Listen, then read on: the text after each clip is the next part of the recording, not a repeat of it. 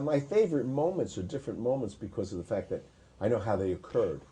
Because with Brando, in fact, Brando wasn't supposed to be on the set that day, but when I did the scene with Michael, he was coaching me with it, and he showed up, and Francis and even the executives said like, "Who made a mistake?" They thought an AD or somebody gave this guy a call sheet. He's not supposed to be here, and he came right, everybody, yes, mom, whatever.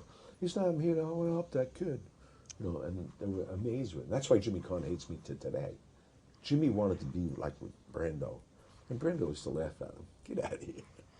But anyway, so he was the one. He watched the rehearsal and watched what we were doing, the mechanics of it, And I go over to him and he said, "Okay, when he hands you that ticket, I want you to look down.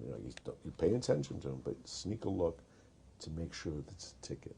Obviously, I knew I was going to die in the car, but he says you have to let the audience think that there's hope. Maybe you are really going to go to Vegas. So the character, as a security runner, is there really a ticket in here? He wouldn't waste buying an airline ticket. I must really be going. All those little things. I noticed that moment. So, yeah, it's a great moment. And what people don't realize, laymen, when you shoot that scene, they shoot a master. Everybody's in the scene. Then they'll come in on a two-shot, they come over Michael's shoulder, one over my shoulder. So to keep getting that emotion, the crying, and all of that, and looking around the room like he only wanted Michael to hear when he said Barzini, that's all Brando. I knew nothing about that stuff. He's because Nero was there, everybody was there waiting to hear. So he just, if you next time you see it.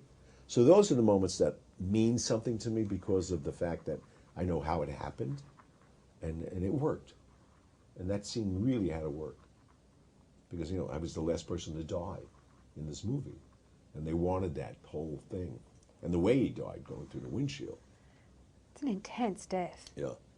How was the mechanics of shooting that scene? Was that you or was that a stunt man? Oh, no. Everybody thinks that was a hard scene. It wasn't a hard scene at all. Because in the old cars, I would just push myself up. So I'd help Clemenza. So he had the wire on me, but I'd move with him. And once my back was on the top of the seat, then he would just hold me there. But what you didn't see, once he got the wire around my neck, there was a strap. You almost saw me walking to the car. It looked like my tie. So he had that and he was pulling me. So the wire would never really go. But I almost got killed because what happened, he didn't want the breakaway glass and he had the camera mounted on the hood of the car. That's the way he can get that scene. And we put breakaway glass and it's just bang. And he said, no. We had it all set up, different ways to do it. And those old car windshields had a very thick piece of plastic, safety glass, they used to call it. And it was really hard to crunch it. So then they had my shoes with steel soles. They were like 5, 6 pounds each. Because the windshield is this way, so when you cook it with your feet, your toes, you're not going to get anything out of it. So they had to make it so that when I hit it, they can crunch it.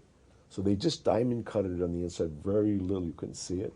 So once it's shattered, you just still get that crunching sound. So one time I'm looking at the ceiling and I'm kicking wildly, and I kick the stunt driver and knock him out, and he hits the brake, and I go right through the windshield.